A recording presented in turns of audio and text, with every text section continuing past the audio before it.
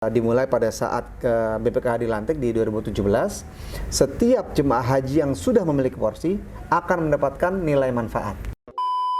Ya. Kalau misalkan sudah daftar haji, sudah dapat nomor porsi, kemudian udah nunggu antriannya 20 tahun, tapi qadarullah baru 10 tahun sudah dipanggil oleh Allah kayak gitu.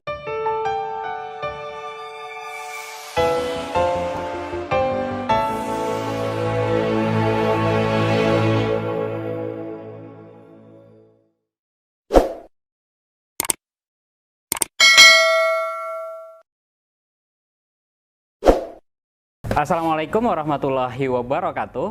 Berjumpa lagi dalam acara Secangkir Inspirasi by Kavose. Hari ini alhamdulillah kita kehadiran narasumber yang luar biasa. Beliau adalah Kepala Divisi Penghimpunan dari Badan Pengelola Keuangan Haji. Beliau adalah Bapak Nuril Anwar. Pak Nuril, gimana kabar Pak Nuril? Baik, Mas Jo. Assalamualaikum warahmatullahi wabarakatuh. Waalaikumsalam warahmatullahi wabarakatuh. Makasih Pak Nuril sudah berkenan kita undang untuk di programnya YouTube Kavose ini.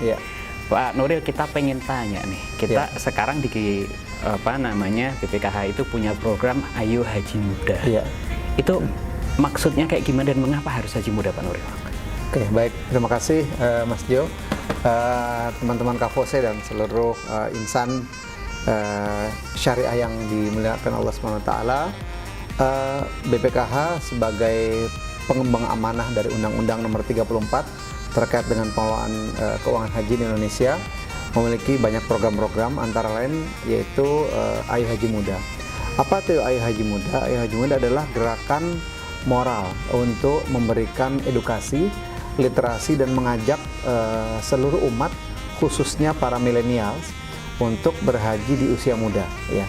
Mengapa haji di usia muda, Mas Jo? Seperti kita ketahui dari data yang ada di tahun 2019 yang lalu, pemberangkatan haji terakhir itu 63% jemaah haji yang berangkat dari Indonesia adalah usia di atas 50 tahun. 63%? Iya, 63%. Sisanya baru di bawah 50. Dan pendaftar haji atau haji waiting list yang menunggu sekarang hampir 5 juta lebih, itu 75%-nya adalah di atas usia 50 tahun. Jadi artinya banyak sekali pendaftar haji yang memang usianya sudah di atas 50. Itu waiting list-nya di atas 50 dan masih lama lagi juga. Lama lagi, betul ya Mas Yoyo. Jadi artinya mungkin ini pemahaman dari manistato'a ilahi sabila di surat Al-Imran tadi bahwa bagi yang mampu. Terkadang kita mendefinisikan mampunya itu kan berbagai macam Mampu secara ekonomi. Sudah punya mobil, sudah punya ini gitu kan baru berhaji. Padahal sesungguhnya istitoah atau kemampuan itu sebagaimana banyak disampaikan para ahli dan para ulama bisa direncanakan. Sebagaimana kita juga merencanakan istitoah untuk mempunyai rumah atau lain-lain. Itu yang pertama. Yang kedua, haji itu ibadah fisik.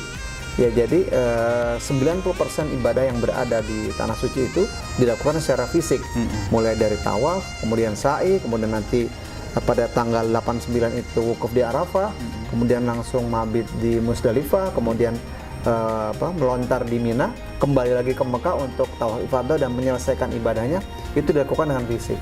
Artinya dengan fisik yang kuat, yang akan lebih bermanfaat dan lebih memudahkan dalam melaksanakan ibadah.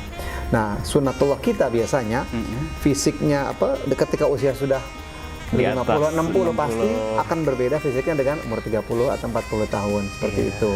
Dan yang terakhir ini mungkin juga karena memang keberagamaan kita atau kesadaran beragama di Indonesia semakin baik dengan tingkat ekonomi semakin tinggi, maka banyak sekali orang berbondong-bondong melakukan pendaftaran haji.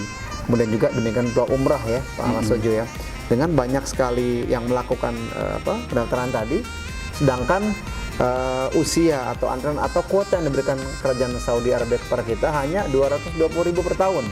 Padahal antrian kita? Yang antrian kita itu sudah makin panjang. Pendaftar haji kita itu rata-rata sebelum pandemi itu di angka 400 sampai 600.000 setahun. Padahal yang haji hanya 200 ribuan. Sehingga ada gap sekitar 2 atau 3 tahun. Itu belum pada saat pandemi. Nah, dari sinilah BPKH salah satu kampanye adalah mengajak menumbuhkan kesadaran ayo kita rencanakan haji sejak muda, karena memang antrian yang cukup panjang dan kita butuh kesehatan fisik yang prima, sehingga mudah-mudahan dengan direncanakan dengan baik melalui tabungan atau perencanaan lainnya, ya mungkin nanti bisa lebih detail disampaikan, itu akan lebih memudahkan bagi generasi muda. Itu sebenarnya alasan yang masuk akal. Tetapi kadang-kadang kita melihat ada yang melihat ini muda-muda disuruh ngumpulin duit, masuk hajinya masih lama kayak gitu, nanti duitnya dipakai dulu sama pemerintah nih, kayak itu gimana itu Pak? Baik. Ini mungkin kami sampaikan, kami tabayun ya. Iya. Jadi memang kalau seandainya ambil contoh antrian haji di Jakarta itu antara 20 sampai 24 tahun Mas Jo. Di Jakarta. Orang berKTP Jakarta antriannya 20 tahun lah ambil yang paling tengah-tengah ya. Jadi saya misalnya umurnya 40 ya, saya atau 30 tahun seorang pemuda membayar porsi 25 juta ya dengan tabungannya, maka harus menunggu sampai sekitar rebutan di usia 50 tahun. Nah, tadi Mas Jo sampaikan nanti dipakai oleh pemerintah. Nah, memang fungsi BPK adalah melakukan pengelolaan dana haji. Buat apa? Udah memberikan perbaikan pelayanan bagi jemaah haji. Seperti sekarang, seperti ketahui, saya harus sampaikan juga bahwa memang ongkos haji atau biaya haji di Indonesia itu tidak murni yang dibayarkan. Artinya apa? Seorang jemaah haji membayar sekitar 30 sampai 35 juta untuk berangkat haji. Namun sesungguhnya biaya yang dikeluarkan dalam penyelenggaraan haji tersebut adalah hampir 2 kali lipat, sekitar 70 jutaan. Wow. Iya, itu mungkin yang belum diketahui oleh semua generasi muda bahkan ya sekarang, bahwa biaya haji tadi sekitar 70 juta. Nah, biasanya yang dibayar hanya 35 juta. Dari mana sisanya tadi? Diambil dari dana optimalisasi keuangan haji tadi, bukan dana setoran haji jemaah haji ya Mas Jo ya. Ini mungkin perlu kami luruskan. Jadi kita tidak menggunakan skema Ponzi. Ya, jadi dana yang masuk tetap sebagai dana pokok dikelola, keuntungannya atau nilai manfaatnya dibagikan untuk subsidi jemaah haji yang berangkat. Plus, nah ini yang belum diketahui banyak kalangan, bahwa sesuai dengan amanat Undang-Undang 34, BPK harus menyisihkan keuntungannya tadi untuk selain juga subsidi jemaah haji yang sekitar 80%, 20%-nya buat apa? Selain kita diberikan pengelolaan 5% untuk pengelola, sisanya itu untuk apa? Untuk virtual account. Apa itu virtual account? Virtual account adalah nilai manfaat yang diberikan dari hasil keuntungan kepada jemaah haji tunggu, Mas Gil.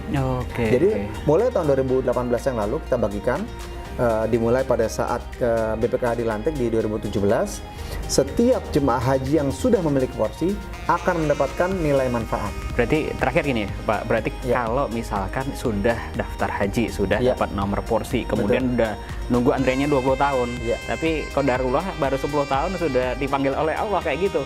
Berarti kalau misalkan diambil sama ahli waris atau apa, berarti udah dapat keuntungannya. Atau kami sampaikan nilai manfaat seperti itu. Namun demikian bapak-bapak di Kementerian Agama sudah mengeluarkan aturan juga Mas Jo. Jadi apabila qadarullah misalkan 10 tahun atau meninggal dunia, ya secara kewajiban mungkin benar-benar sudah hilang karena beliau sudah berniat berusaha effortnya usaha untuk